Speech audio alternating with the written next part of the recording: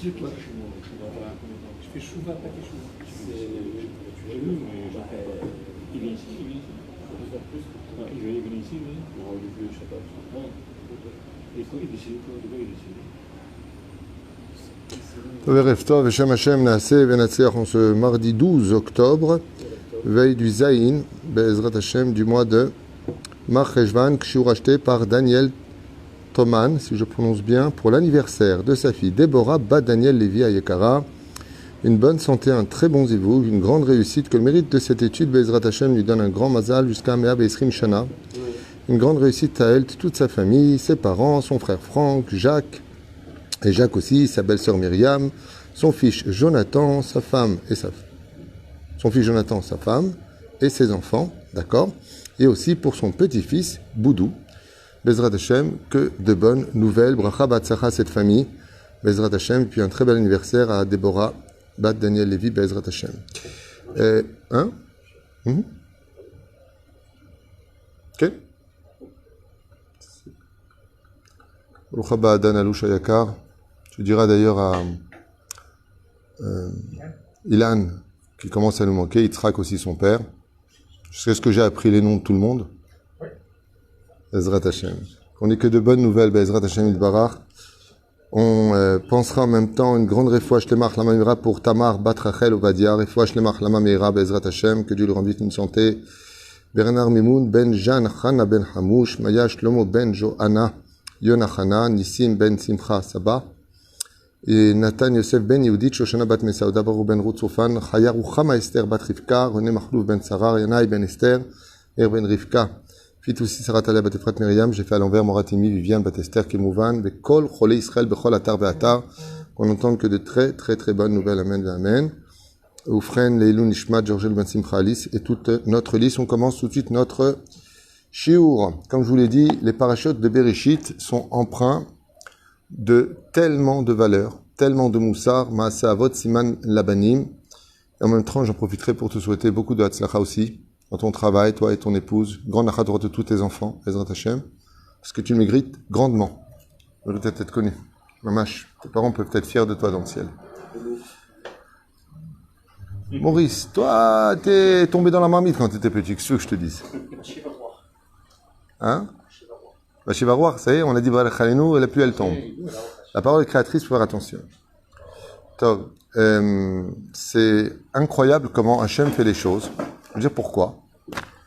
Et vous savez que je ne mens pas. Tout à l'heure, entre Mincha et Arvit, je me suis dit, je dois faire un cours ce soir, encore demain matin, et c'est comme ça tout le temps, Baruch Hashem, et pourvu que ça dure, et qu'on ait le mérite de toute façon de pouvoir en même temps les vendre pour donner du mérite à toutes les personnes qui peuvent, d'un côté, soutenir la Torah, de l'autre côté, fêter leur anniversaire, l'élévation, l'Elefafi Abdenim de l'âme d'un tel, ou la Refoua Shlema, ou tout simplement pour, comme l'a fait ce matin une femme, pour remercier Hachem pour tout le bienfait de la vie. Je me suis posé une question, dommage comme ça. Alors, il n'y a pas de micré, c'est sûr. Et la question qui m'est venue à l'esprit, c'est pour quelle raison, et c'est le sujet qu'on va développer, Avraham, Avinu, Alava Shalom, après s'être débarrassé de Lot dans la paracha de Lech Lecha, va lui sauver la vie. Pourquoi il retourne à Sodome et Gomorre, la fameuse guerre des 4 rois face aux 5 rois? Pourquoi Avraham se soucie-t-il de Lot? C'est la question que je me pose. Et bien entendu, grâce à Dieu, dans sa grande miséricorde, j'ai une tonne de réponses qui me viennent à l'esprit. J'ouvre, je me dis, mais ceci étant un programme, regarde, dans ta façon de choses que j'ai pas encore étudiées, bien sûr, regarde de quoi parle Zera Shimshon. J'ouvre dessus, c'est exactement la question, et je peux vous le prouver, là j'ai donné mes réponses d'ailleurs au-dessus, c'est exactement la question qu'il pose sur ce que moi je me pose avant de le lire, et il répond. Mamash, siata dishmaya yotzet dofen, ça veut vraiment dire qu'Akadosh Baruch Hu, Mamash dirige nos pensées, il est proche de nous dans tout et pour tout. Alors avant de vous lire le Zera Shimshon, et puis de vous apporter aussi mes réponses, j'aimerais vous poser la question à vous. D'après vous, c'est quand même intéressant. Le Zohar HaKadosh nous dit, Lot, c'est le Yetzer Hara. Il est voleur, et il s'en vante. Il est orgueilleux. Il dit à Abraham, mais Dieu t'a promis la terre, t'as pas d'héritier, t'es stérile, en plus il est hautain. Il est effronté. Il lui dit, eh baba, t'as pas d'enfant, je suis le seul héritier, Dieu te l'a promis, c'est bon, qu'est-ce que tu veux chez moi? Pour lui, je fais pas de vol. On est bien d'accord. Ok? Donc, il a toutes les mauvaises qualités qu'on puisse trouver chez une personne. Ah Lama, Akadosh, Baruchou, permet à Avram de le sauver. Si vous me dites que quand il était chez Pharaon, il était chez Pharaon, et que, effectivement, il aurait pu dire à Pharaon, tu sais, Abraham, il t'a pas dit la vérité, c'est pas sa sœur, c'est sa femme. Attends. Et les sages posent la question, ils disent pourquoi l'ange Gabriel viendra sauver Lot de la ville de Sodome et Gomorre? Parce que comme il n'a pas rapporté quelque chose, il n'a pas fait de Mossi Shemra, il n'a pas fait de la Shonara, il n'a pas rapporté un secret, étant donné qu'il a su retenir sa bouche, les anges accusateurs vis-à-vis de Lot n'ont pas pu parler devant le trône divin. Donc ce mérite-là, il a déjà été utilisé. Lot n'a pas parlé à Pharaon en disant « Écoute, moi je sais de quoi je parle, c'est ma sœur. » Ok? En réalité, Avram c'est son mari. Chazal nous dit que ce mérite a déjà été utilisé pour sauver la vie de Lot, quand il y aura la destruction de Sodome et Gomorre. Zaché est là. Pourquoi Akadosh Baruchou, il laisse Abraham? Il y a plein de questions qui se posent. Si je peux me permettre d'élargir le sujet, je peux aller très loin. Pourquoi il a besoin de prendre des armées et des rois des autres nations pour aller se battre? C'est aussi curieux tout ça. Si tu as confiance en Dieu, on a vu que Bar Korva, Bar Kouziva, si vous préférez, a déçu Rabbi Akiva parce qu'il a demandé l'aide des nations pour se battre contre Adrien, empereur de Rome. Tu n'avais pas besoin de demander, si tu as confiance, David Amelech, il n'est pas parti demander de l'aide à ses copains pour se taper contre Goliath. Il y a plein de questions ici, mais on va rester quand même concentré sur le sujet. Qu'est-ce que tu dis, toi? Moi, de ce que j'ai appris, Donnez explique en fait que Lot ressemblait en tout cas à Abraham Avinu. Au départ, qu'on dise que oui, en fait, je capture Abraham Avinu pour éviter de faire un mauvais nom à Abraham Avinu. Abraham devait d'aller le sauver. Metsuyan. Et toi, qu'est-ce que tu dis, Maurice? Pourquoi Lot est-il sauvé par Abraham? Qu'est-ce que Abraham avait à faire de Lot? Oh!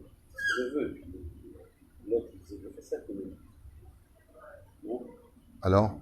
Pourquoi il l'a pas fait avant, alors? Il aurait dû faire du chesed avant de se débarrasser de lui.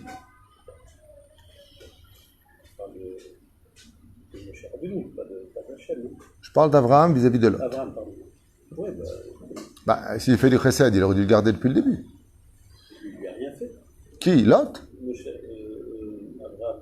Alors, c'est pas lui qui a... Abraham n'a rien fait à Lot. Quel rapport avec la question que je pose? Je me demande pourquoi Abraham se débarrasse de Lot pour aller le sauver. C'est la question que je pose. Ok. Alors, je vais vous rapporter plusieurs idées. Après, on verra le Zera Shimshon ce qu'il dit. On va reprendre l'idée de Maurice, qui a dit une idée, mais qui l'a mal expliquée. C'est que quand on fait du chesed et qu'on se débarrasse d'une personne qui nous porte préjudice, on a le droit de s'en débarrasser. Mais une fois qu'il nous porte plus préjudice, qu'il vit là où il vit, et qu'il est en danger, qui va voir le chassid en général? Eh bien, les personnes qui sont le plus loin du judaïsme. Pourquoi? Comme on va dire à Ben Nachman de Breslev, il est capable de rapprocher les plus éloignés. Le rabbi de Lubavitch, il rapprochait les plus éloignés. Parce que le tzaddik, lui, quand il voit une personne qui vient le voir, il est tzaddik. Il a alors les fait à tzedek. Le chassid, il est au-dessus du tzedek. Donc, Avraham Ish Chesed, il est évident que maintenant que Lot n'est plus en sa compagnie, mais qu'il est en danger. Si en tant que personnage biblique, hébraïque, si vous préférez, non juif à cette époque encore, le chesed d'Avraham ne vient pas le sauver, qui ira le sauver? Donc oui, c'est parce que Avraham est un homme de chesed qu'il est obligé d'aller au-delà de la justice, maintenant qu'il ne lui porte plus préjudice, d'aller le sauver. Deuxième réponse, tu l'as aussi donné, Maurice, mais tu l'as dit de façon échappée. C'est que, je vais te poser une question. Quelqu'un a des problèmes financiers, il vient te voir. Attends, tu sais qu'il a un frère qui est riche. Il te dit, Maurice, tu peux me passer de l'argent? Qu'est-ce que tu lui réponds? C'est évident. C'est-à-dire que, et comme on dit souvent, on choisit ses amis, on choisit pas sa famille. Il est évident que le seul lien qu'il ait sur terre familiale, Lot, c'est Abraham. Et Abraham, le seul lien qui lui reste au niveau familial, c'est Lot. Si lui ne sauve pas son frère, qui le fera? Si lui ne sauve pas son beau-frère, qui le fera? Pourquoi c'est si important? Parce qu'on a constaté qu'il y a marqué dans l'Ech Lecha que Akadosh Baruch Hu lui dit, et par toi seront venues toutes les familles de la terre, Mishpechot Adama. Une fois qu'il reçoit cette bracha, il se sépare après de Lot. Maintenant, Lot, il est en danger. Il dit, comment moi je peux bénir toutes les familles de la terre et que quelqu'un de ma famille est en danger, je laisse crever, c'est pas possible. C'est-à-dire que si je suis le conduit de la bénédiction des familles de la terre, dit Avraham Avinu alav shalom, je ne peux pas laisser mon lien familial mourir. Donc, lien familial, oui, c'était bien dit. Chesed d'Avraham, oui, c'était bien dit. Mal expliqué, mais bien dit. Je vais en rajouter quelques autres. Bien, je voulais pas trop... Ok.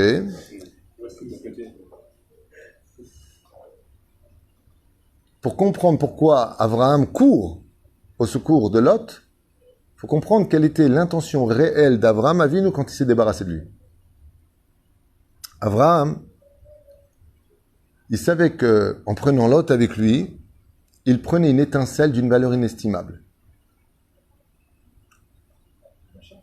2 secondes.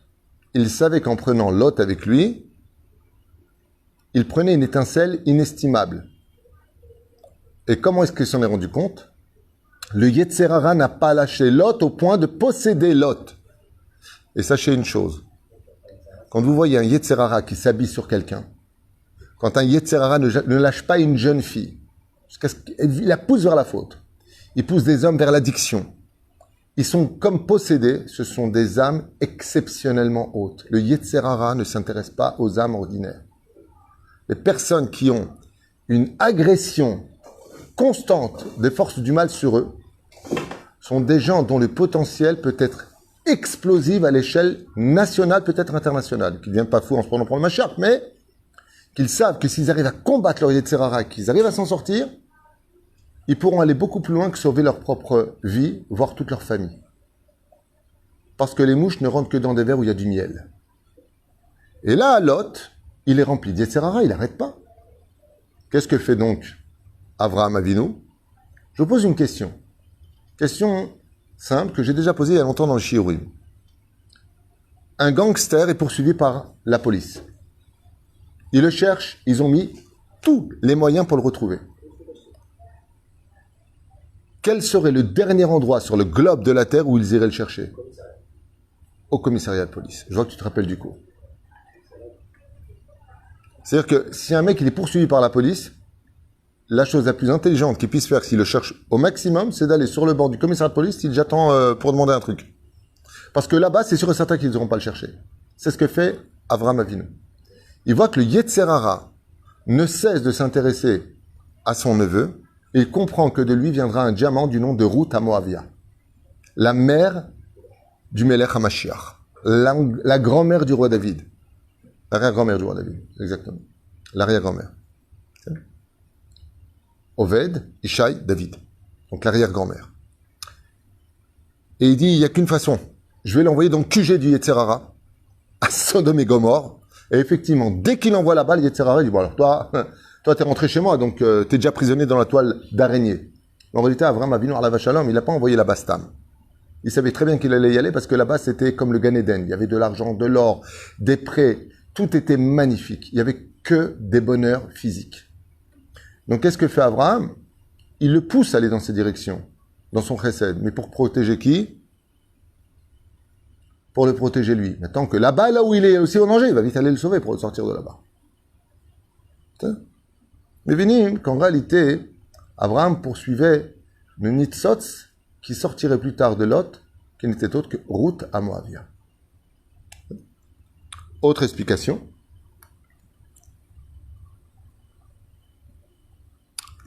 C'est qu'Avraham Avinu alav shalom, il connaissait l'histoire du déluge parfaitement, descendant lui-même de Shem. Il savait que les habitants de Sodome et Gomorre étaient déjà très réputés pour leur débauche et que Akadosh Baruch Hu a détruit Sodome et Gomorre, le déluge, parce qu'il y avait de la débauche et du vol. Exactement ce qui se passait à Sodome et Gomorre. Ils ont reperpétué le même schéma à l'échelle de 5 villes, contrairement au déluge où c'était à l'échelle mondiale. Avraham Avinu, il est intéressé à donner un coup, ce qu'on appelle la halish. Peut-être que par le coup que je vais donner maintenant, avant que Dieu ne se fâche contre ces villes, en faisant la guerre et en les rendant plus faibles, peut-être qu'ils vont faire teshuva. Et Avraham Avinu n'utilisera pas les armes, mais la terre, pour leur faire comprendre que si Dieu a promis de ne plus envoyer un déluge d'eau, il peut envoyer un déluge de terre, effondrement, ou autre chose, comme on l'a vu dans Sodome et Gomorrhe. Du soufre, du sel, Shemeshon Virachem, tout ça brûlera absolument toutes les végétations. Donc des fois, le Mahadavardomé, c'est une fois un couple qui avait un fils qui se comportait pas bien du tout. Le père maintenant, lui, quand il frappait, il se rendait pas compte de sa force. Il frappait et l'enfant pouvait boiter pendant des semaines. Qu'est-ce qu'a fait la mère? Elle s'est précipitée sur l'enfant et lui a donné une grande gifle sur la cuisse. Le père est resté plus calme, il a dit bon, il a pris une punition. Mais en réalité, c'est rien du tout par rapport à ce qu'il aurait dû prendre. Avraham Avinu, ce qu'il a fait, c'est Troufam Egdim Lamaka. Il va essayer de frapper Sodome et Gomorrhe pour leur montrer que vous n'êtes pas si invincible que ça et que si nous, les hommes, on a pu vous battre, à plus forte raison, ne défiez pas Hachem. Plein d'explications qui tombent de ça. Maintenant, on va lire le Zera Shimshon, même s'il y a d'autres explications, si ça vous intéresse, pour voir ce qu'il nous enseigne. Je rappelle que le Zera Shimshon est un livre d'une grande ségoula, car tout celui qui étudie le Zera Shimshon a promis le Mechaber, le Rav Shimshon lui-même, Bezrat Hashem, je crois Ephraim Shimshon, je ne me rappelle plus de son nom, qu'il priera pour tout ce qu'il a besoin sur terre. Donc c'est une grande ségoula d'étudier le Zera Shimshon. Mara Avraham Avinu ala vachon meseken et chayav. Qu'est-ce qu'il a vu Avraham Avinu de risquer sa propre vie, qu'aider la atil et lot min hachevi, pour le sauver donc de cette il a été pris en otage. Valo imaya Avraham Avinu ne'erag bakrav chalila הרי כל המפעל חייב שהיה מפרסם את האמונה בבורא עולם מתברך, הכל היה נקטע ונעצר. Pourquoi il a pris un tel risque de sortir, ou peut-être ou blessé ou mort d'une guerre pour un rachat pareil qu'était Lot, alors qu'il avait des plans, c'était de devenir le premier monothéiste de l'histoire et d'imposer dans le monde entier avec une grande sagesse le monothéisme et d'arrêter les bêtises avec les statues, les singes et les bidules. Le Zera Shimshon répond et il dit Avraham Avinu yada ki kol retzonam shalotam amelachim litfos et lot bashevi lo haya biglal rechusho. Et là il nous dit qu'en réalité il y a une guerre de stratégie qu'Avraham n'a pas pu éviter. Pour quelle raison les rois ont attrapé Lot, Dafka lui, en captivité? Pourquoi Dafka lui, ils l'ont attrapé? Il y avait des juges avant, il y avait d'autres personnes. Pourquoi que lui sont rentrés, ils l'ont attrapé lui, Dafka? Parmi ces gens-là, parmi les rois qui existaient là-bas, il y avait qui? Rachi le dit. Change de nom. Nimrod. Nimrod faisait partie des rois. Et Nimrod, c'est lui qui a lancé l'idée. Il a dit, je suis très intéressé à attraper Lot. Donc on va aller là-bas, on va l'attraper. Et pourquoi? Étant donné que Nimrod avait été humilié par Avraham Avinu, que Nimrod n'a jamais réussi à tuer Avraham Avinu, que la fournaise ardente a été un succès mamash interplanétaire pour Avraham Avinu, Nimrod qui disait « Je suis Dieu » parce qu'il possédait le manteau d'Adam Arishon où les animaux le voyant sur lui se prosternaient, comme Pharaon, il évitait d'aller aux toilettes, vous voyez un petit peu le style, un grand démagogue, un grand pédagogue, un super gourou. D'un coup, il y a un homme qui sort de nulle part et qui lui fait montrer que c'est un humain et que c'est un mec qui vaut rien du tout et que c'est un menteur et un usurpateur. Ok? La seule vengeance qu'il puisse avoir, maintenant Nimrod, c'est d'attraper le neveu, le beau-frère et le neveu. En fait, c'est le beau-frère, c'est le neveu d'Avraham Avinu. Et pourquoi cela? Réponse. Et là, siba mitit aïta mitne shelot aya ahyano shel, donc lien familial, un peu à la sicilienne. Je t'ai pas attrapé toi, mais je vais attraper ton neveu. Lien de famille. Mais on va aller plus loin que ça. Avala emet ki klaster panav shel Lot aya domé shteti potmaim shel Abraham. C'est parce qu'en réalité, Lot ressemblait mamash comme deux gouttes d'eau à Avraham Avinu. Et Nimrod, vous voulez faire croire qu'il avait attrapé Abraham lui-même, le ramener en Mésopotamie et le massacrer de coups pour montrer qu'en réalité, il a eu juste un peu de chance et que c'est Nimrod qui l'a laissé gagner par humilité, mais qu'en réalité, quand il décidera de sa mort, c'est lui qui décide. Donc ici, c'était pas une question d'aller libérer Lot, simplement, dit les Zera Shimshon. mais tout simplement d'éviter un Chilul Hashem énorme. C'est que la question du Rav Shimshon, c'est comment Abraham il a pu risquer sa vie alors qu'il enseignait le monothéisme et convertissait les gens à aimer le Dieu unique pour aller sauver son neveu qui était un rachat. Il dit, mais c'est pas là du tout qu'était le problème. C'est que la raison pour laquelle il a été enlevé, c'est qu'il voulait faire croire que c'était Abraham qui avait été enlevé.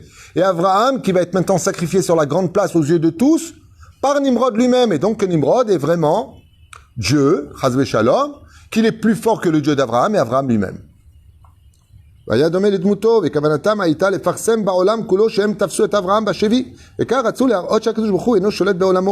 donc, en même temps, disqualifier la Emouna d'Avraham Avinu dans le monde.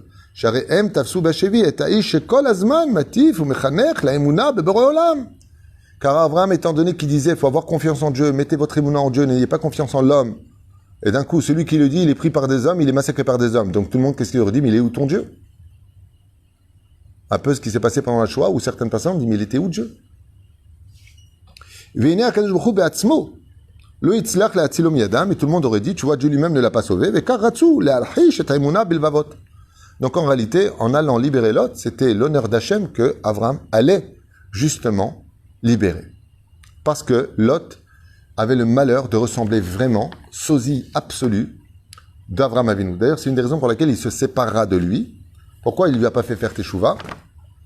Parce qu'il entendait Avraham Avinu, nous disent les Chachamim, quand Lot faisait paître ses moutons sur les champs des habitants de Canaan, les gens disaient, tu te rends compte, c'est les troupeaux d'Abraham, regarde Abraham. Il les regarde, il leur dit, oui, c'est bon. Mais c'était pas Abraham qui parlait, c'était Lot. Donc il a dit, attends, mais tu me ressembles. Tu fais un Chilul Hashem. Tu utilises mon identité pour aller faire d'Averot. Alors après, moi, je viens prêcher le shalom, l'honnêteté, et ils vont dire, attends, c'est toi qui viens nous. Quand Abraham s'est séparé, et que Lot est parti vers Sodome et Gomorrhe, ils ont dit, alors ça c'est sûr que c'est pas Abraham, car Abraham n'est pas débauché. Donc il fallait vraiment mener à bien l'identité. De là, vous apprendrez dans la vie qu'il ne suffit pas de dire, comme le disent beaucoup de gens qui se trompent, écoute, Dieu ici qui je suis, le reste je m'en fiche. Zelonachon, c'est anti-Torah de dire ça. Il y a une mitzvah d'être propre devant Dieu et devant les hommes. Surtout dans ton métier, par exemple. Tu as un métier qui est très ingrat, qui est très difficile. Jusqu'au contrat, et même au moment du contrat, le mec il dit, en fin de compte, j'ai réfléchi, ou j'ai pas eu mon prêt, ou je sais pas quoi. C'est très difficile. Et souvent, il peut arriver dans le tivour, quand on est dans le tivour, que les gens se font des mauvaises pubs à l'autre. Fais attention, il prend tant, mais en réalité, il a fait tant à l'autre. C'est compliqué. Et qu'est-ce qu'on dit? Écoute, Dieu ici qui je suis. Zelonachon. Faut prendre le téléphone, excusez-moi, Zelonachon. Je ne suis pas cet homme-là. Sarich liot naki lifne Adam. Tu vois ce qu'il fait Avraham Avinu. La première fois, il veut se justifier vis-à-vis des hommes. Lui, l'autre, c'est pas moi. Et la deuxième fois, c'est le nom de Dieu qui veut sauver. De là, tu apprendras que dans une même paracha, Abraham vient nous apprendre à Moussar Eskel, faut être propre devant les hommes et devant Hachem. Pas que devant. Souvent, quelqu'un m'a posé la question qui était marié avec un pervers narcissique.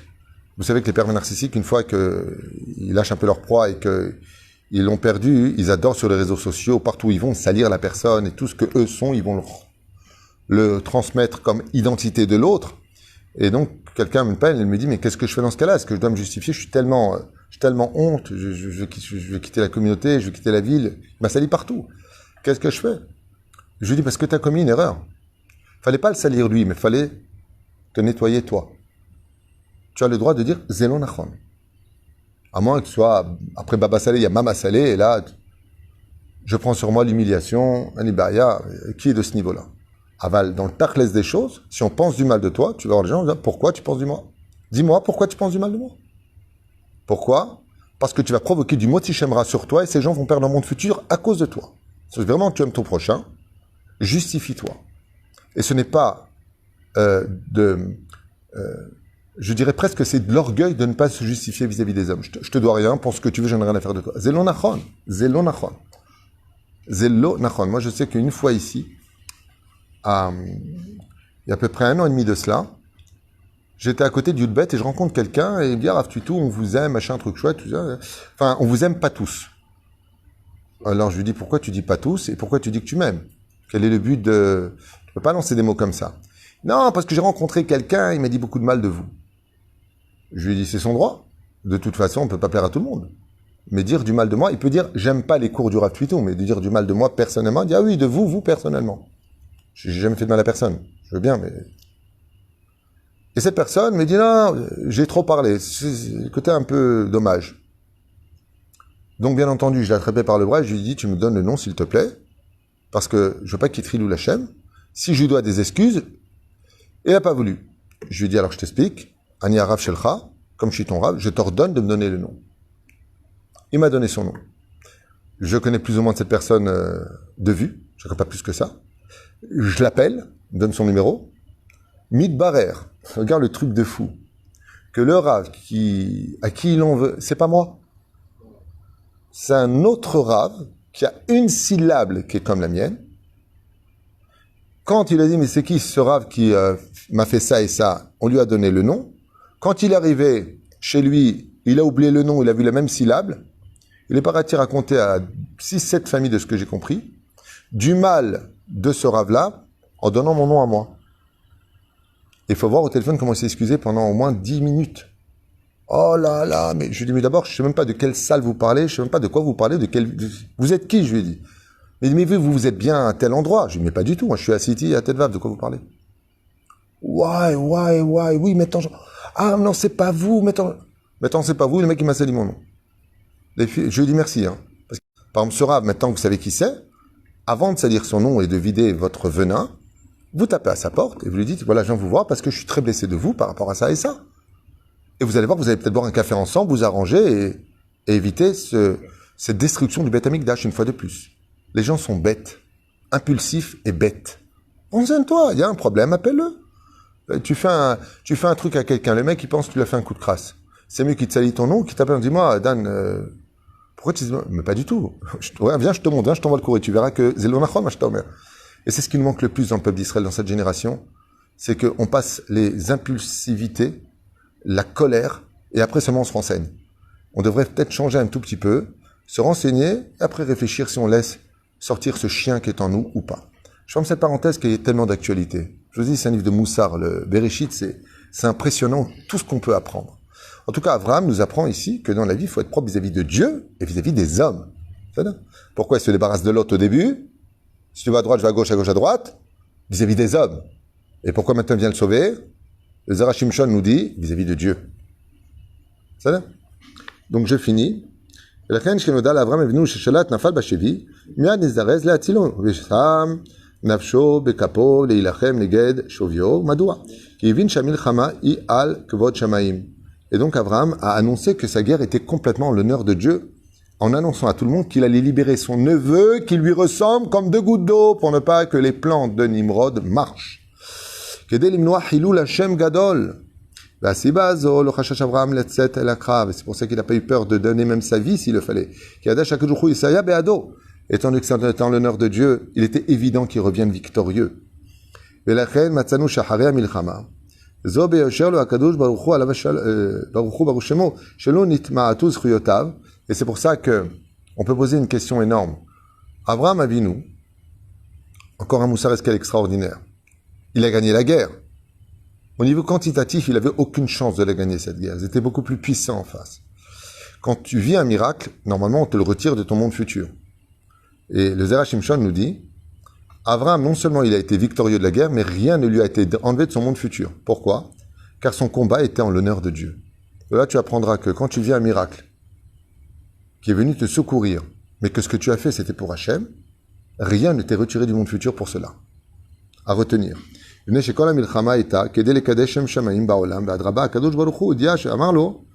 la preuve en est, après la guerre, Dieu lui a répondu, ton salaire est immense. Ton salaire est nombreux. Pour bien faire comprendre à Abraham que Akadosh Baruch Hu est sorti aussi en guerre avec lui pour éviter le Chilul Hashem. Et cette guerre-là, on se doit de la mener, Bezrat Hashem, dans tous les sens du terme. J'aimerais finir en beauté avec une autre explication.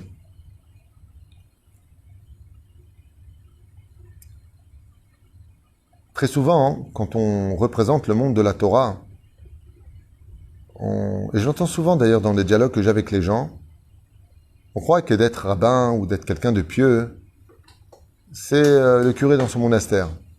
Tu me donnes une gifle, je te tends l'autre gifle, je te tends la joue, je sais pas quoi. Mamashlo. Il faut savoir que d'être un homme de Torah, c'est être un humain ça a besoin d'une parnassa pour se nourrir, qu'un sofer qui écrit des mezuzot, il a besoin de les vendre parce que c'est son travail, et que même s'il travaille les Shem Shamaim, ça l'empêche pas de prendre un salaire, que les rabbanim, quand ils vont faire quelque chose pour une communauté ou autre, ils ont le droit de prendre un salaire. C'est pas du vol. Je comprends pas, vous êtes rabbin, non? Ah oui, mais j'ai aussi une famille à nourrir.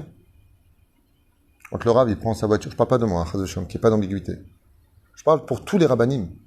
Quand tu appelles un rab, qui prend sa voiture, prend de l'essence, qui va jusqu'à tel endroit, tarchov alav. Être rabbin, ce n'est pas un métier dans le judaïsme, comprenez-le bien. C'est un titre de responsabilité. Nos rabbanim, à l'époque du Talmud, travaillaient. Pas tous, mais ils travaillaient pour la plupart d'entre eux. À l'époque des Amorim, beaucoup moins. Comme le prouve le Rav Ovadia Yosef dans la Bia Omer à propos de soutenir un avraire. À Valbofen Ikroni, on penserait aussi que les rabbins ne doivent pas faire de sport. On voit qu'Avram Avinu, qui est un homme de chesed, qui donne à manger, à boire à tout le monde, ben quand il faut prendre les armes, il prend les armes et il se tape. On a vu Moshe Rabbeinu prendre les armes et se taper contre les fameux bergers qui dérangeaient les filles de Yitro. On a vu à l'époque des Hashmonaïm que quand il faut aller à la guerre, les Kohanim savaient aussi se taper contre les Grecs. Il faut savoir que représenter la Torah, c'est pas une question d'être dans un Beth Midrash et d'être celui qui est faible, mais qui sait simplement les références du judaïsme. Et vraiment, je fais honneur à Rav Ovadia Yosef parce que je trouve que c'était le symbole des symboles de notre génération dans ce domaine. Un battant hors du commun dans la halacha, l'honneur du monde sfarad, sauver la Torah en Eretz Israël, d'être un pilier contre l'assimilation, un homme de politique qui n'a pas eu de problème de remettre les gens à leur place, un homme qui donnait des stratégies impressionnantes à l'armée d'Israël, comment mener à bien les guerres, sachez-le. Et c'est ça qui est extraordinaire. Parce que la vraie Torah du peuple d'Israël, c'est celle dont la Mishnah dans Masechet Avot nous dit « Aforba des coups là-bas ». Celui qui a vraiment de la Torah en lui. Aforba des coups là-bas. Dans la Torah, il y a tout. On va raconter l'histoire d'un rave, je ne sais pas si c'est vrai ou faux, donc je ne donne pas de nom, pour pas qu'il y ait d'ambiguïté, qui a entendu parler d'une jeune fille juive qui a été prise dans une maison rose, une maison de prostitution. Et là-bas, bien sûr, vous savez qu'ils mettent souvent des malabars pour que personne n'ose. Dans ce rabbin, ce qui paraît, il n'est pas très haut de taille, il est plutôt mince. Quand il a appris qu'il y avait une jeune fille juive qui était prisonnière là-bas, qui était prise en tout cas là-bas et qu'il fallait une somme d'argent ou je ne sais pas quoi pour la libérer, ou sa mafia. Il a entendu ça sur place, il a demandé à quelqu'un de l'emmener devant cette adresse, il est rentré là-bas, et bien entendu, il s'est retrouvé face à une montagne, une personne très très musclée et qui s'entraîne toute la journée. Il l'a défoncé de coups. Il y avait un témoin qui m'a raconté, on a eu peur, il l'a défoncé de coups. Il a pris la fille, il l'a sortie, il l'a mis dans la voiture et l'a emmenée. Il lui a donné de l'argent pour qu'elle refasse sa vie très loin de la ville, qu'il ne la retrouve pas. Il a posé la question, est-ce qu'elle est juive? Et j'ai fait un sourire, il m'a dit, pourquoi tu souris? Je lui ai dit, parce que c'est un vrai rabbin. Le vrai rabbinim, c'est pas, t'as un mec qui vient avec un couteau, tu fais, va, c'est pas interdit de s'entraîner. Fais pas, apprends à te défendre, envoie-lui un bon maboshigeri là où il faut, venigma c'est pour. Être rabbin, c'est pas être une brebis, zélosé, mamash lo. Parle pas de l'épreuve comme Baba Haki, à la Vachalom. Un jour, quelqu'un vient le voir à la synagogue, il lui met une gifle.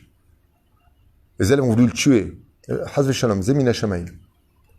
Et j'ai fait quelque chose, je me demandais comment j'allais le payer, il vient de me le payer. Viens t'asseoir près de moi, il lui dit. C'est pas ce côté de, ça me paraît tout sans tout, une gifle, non, mamash lo. Aval, être dans la Torah, pas simplement rabbin, un homme pieux.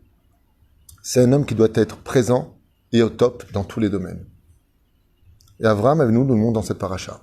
C'est l'homme du chesed, c'est aussi l'homme de la guerre. C'est l'homme du shalom, c'est l'homme de la négociation.